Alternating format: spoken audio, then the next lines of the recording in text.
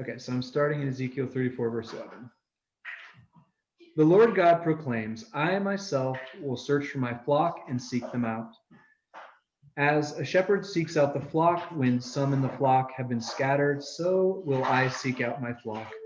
I will rescue them from all the places where they are scattered during the time of clouds and thick darkness. I will gather them and lead them out from the countries and peoples, and I will bring them to their own fertile land.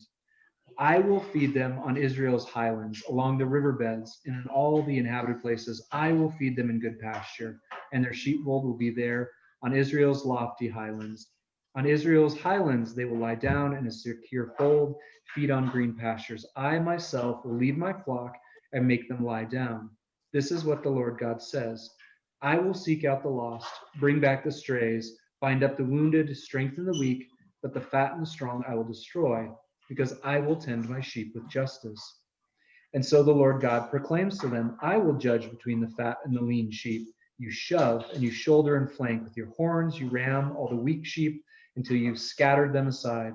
But I will rescue my flock so that they will never again be prey. I will even judge between the sheep. I will appoint for them a single shepherd, and he will feed them. My servant David will feed them. He will be their shepherd.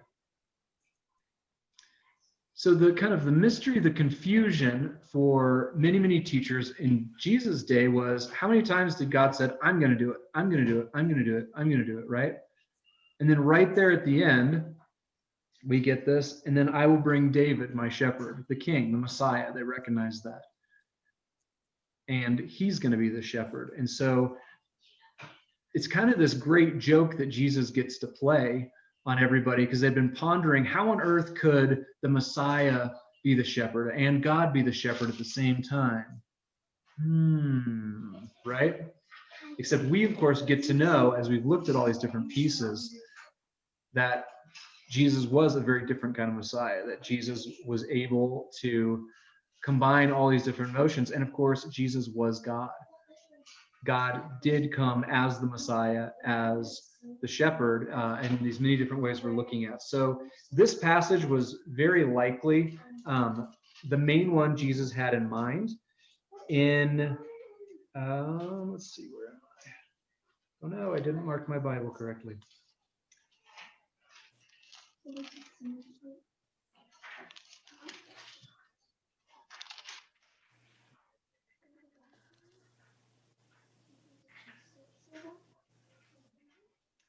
In John 10. So I'm going to read from John 10, starting in verse 7. And this is where Jesus is comparing himself to the Good Shepherd. And pretty much, I think everyone there in his original audience would have recognized in some ways this passage is kind of a teaching based on that same passage out of Ezekiel 34 we just read. So I'm starting in John chapter 10, verse 7 this time. So Jesus spoke again. I assure you, I am the gate of the sheep. All who came before me were thieves and outlaws, but the sheep didn't listen to them. I'm the gate. Whoever enters through me will be saved. They will come in and go out and find pasture. The thief enters only to steal and kill and destroy. I came so that they could have life, indeed, so that they could have life to the fullest. And I want to stop there for just 1 second, because in a lot of ways, John picks up more than any of the other gospels on this theme, that I came to give them life and life in the fullest. In fact, I've heard the Gospel of John referred to as an extended meditation on Jesus being the abundant life giver. You think about the way he presents the miracles. Like, what's the first miracle he presents? It's the wedding at Canaan, providing the wine for the party, which in Jesus' day, that was just one of the quintessentials. When you got to drink wine and party, then life was good, because it was usually at harvest time or a wedding or a celebration, right? So the first miracle, Jesus provides that. The way he tells the story of the feeding of the 5,000 reinforces that. Jesus gives us enough. He provides us with enough food to eat. He makes sure that we live life abundantly. And so there's an early Christian document called the Didache, which was one of those books. It was actually probably not written too far after the Gospel of John, but it's based around this one very similar metaphor, and I think it's a good metaphor to approach John. So the Didache starts with just this metaphor. It says, look, there are two ways.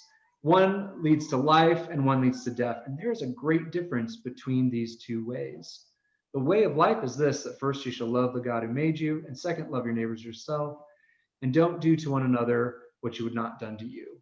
And so they take, in this book, the image is almost like that famous, Frost poem, right? In the wood there converge the two paths. It's kind of the same image. There are two ways. One, if you take this one, it leads to life and abundance, or you can take this one and it leads to death.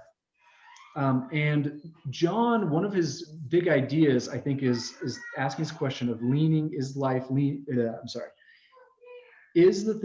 are the things I'm doing, in fact, leading to life and abundance, which he, of course, sees only happening through Christ, or are they leading to death?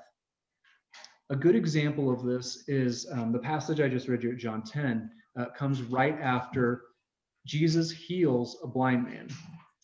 And the Pharisees, who started out trying to figure out who Jesus was, trying to figure out, not right now, sweetheart. Just sit with me. Hey, I'm teaching right now. What?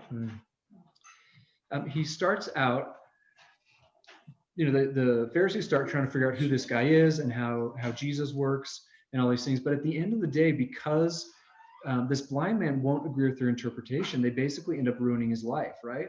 They throw him out of community. They throw him out of the synagogue because he won't toe the line. I don't think the Pharisees went into this conversation thinking, this guy used to be blind, but now let's get him, right? And we're not twirling our vaudeville villain mustaches right now. They didn't intend to ruin someone's life when they went into it. And yet John is pointing out pretty clearly they did, because their life and their teaching was not aimed at Christ himself.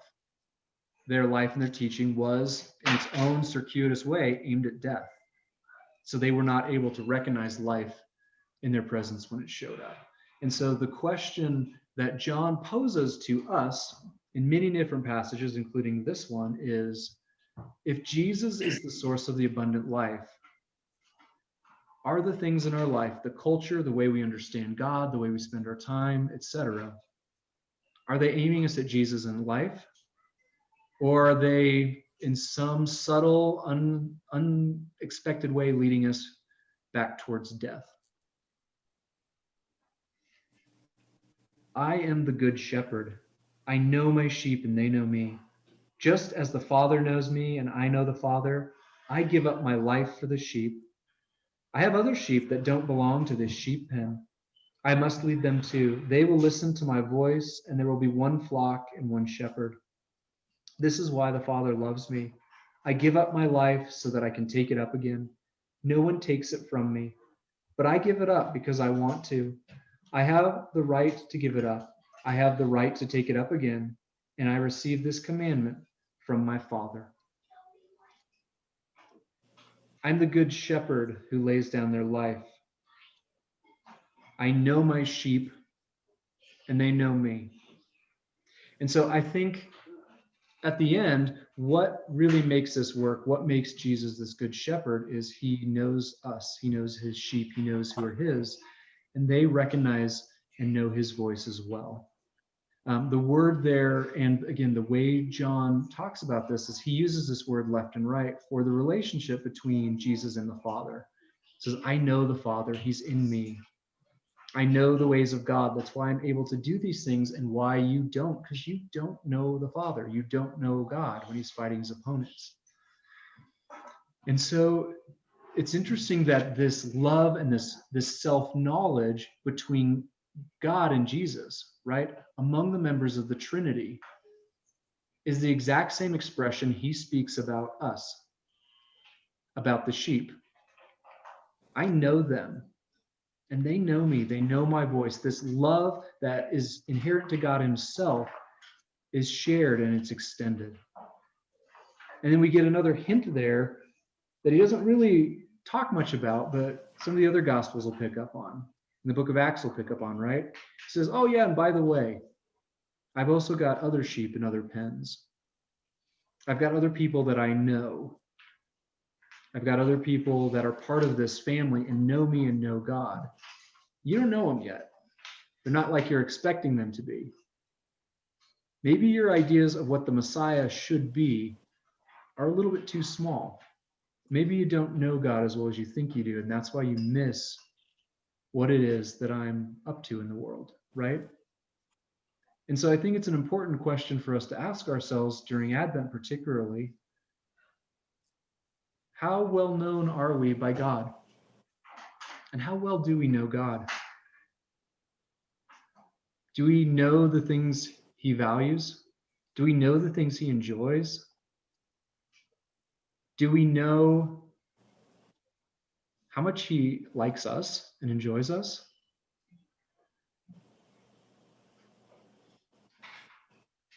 Just real quick, what does it look like? How do we actually know God, who is invisible and not as obvious of a presence as maybe some of the other louder things in our lives? How do we know God? How do we know what God is like as his people, as his sheep?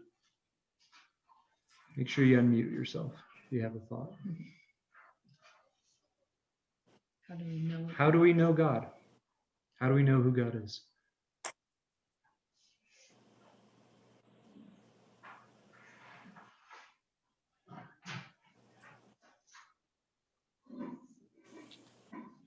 How do we know what God desires for our lives?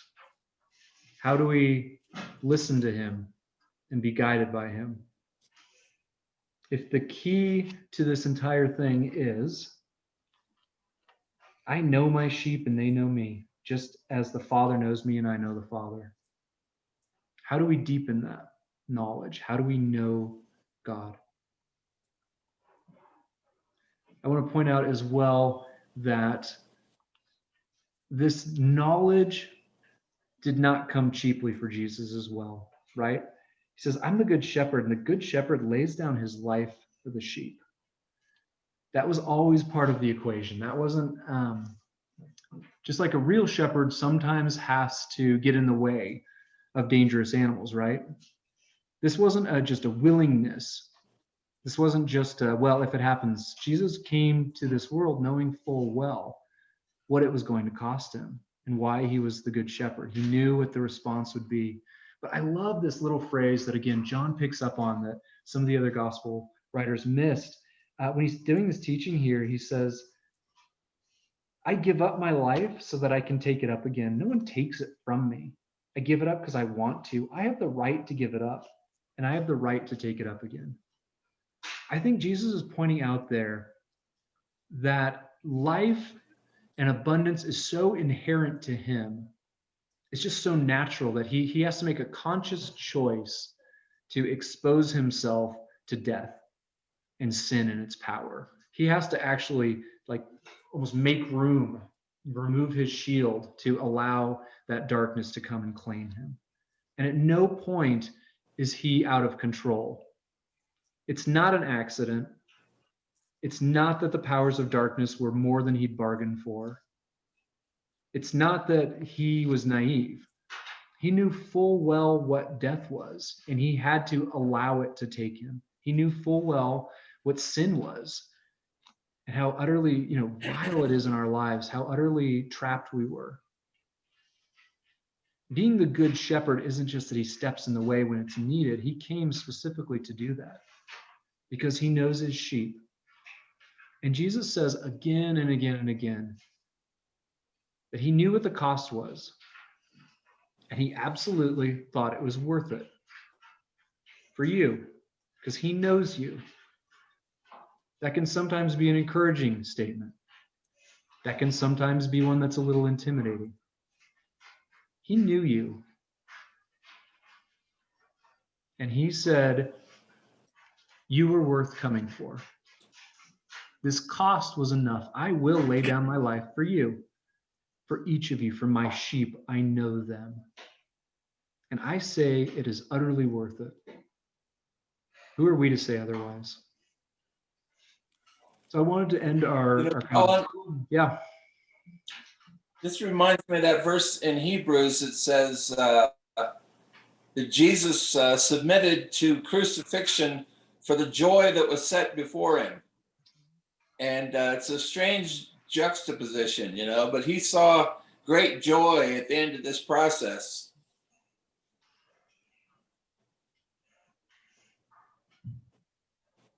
Any other thoughts?